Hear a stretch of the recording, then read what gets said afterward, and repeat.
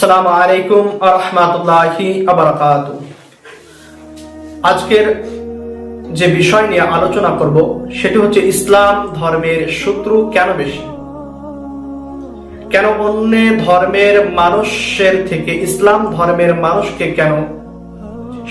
কেন ইসলাম ধর্মের এত শত্রু।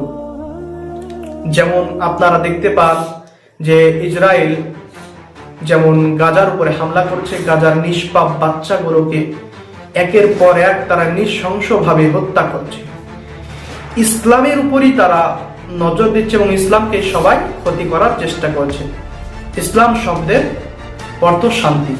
আমরা শান্তি চাই, কিন্তু তারা অশান্তিতে ফেলার চেষ্টা করছে এবং আমাদের উপরে আক্রমণ করছে ইসলামকে নষ্ট করার জন্য। আপনাদের সামনে ইসলামের শত্রু কেন বেশি আপনাদেরকে একটু গল্প সহকারে বোঝানোর চেষ্টা করব। একজন সুন্দরী মহিলা রাস্তা দিয়ে হেঁটে যাচ্ছে, অনেক নওজোয়ান ছেলেরা তার পেছে ধাওয়া করেছে। একজন বৃদ্ধ মানুষ এটাকে লক্ষ্য করলো, সেটা দেখলো, দেখার পরে সেই মহিলাটাকে জিজ্ঞাসা করলো, যেসব নওজোয়ান ছেলে পুলেরা তোমাকে ধাওয়া করেছে তারা কি তোমার শত্রু?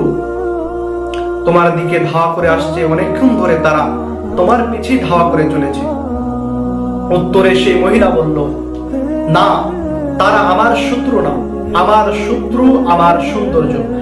আমার সৌন্দর্য আছে বিধায় আমার শত্রু আছে। আমার যদি সৌন্দর্য না হতো, আমি যদি কুৎসিত হতাম, আমি যদি কালো হতাম, তবে তারা আমাকে ধাওয়া করতো না, তারা আমার পিছে আসতো না।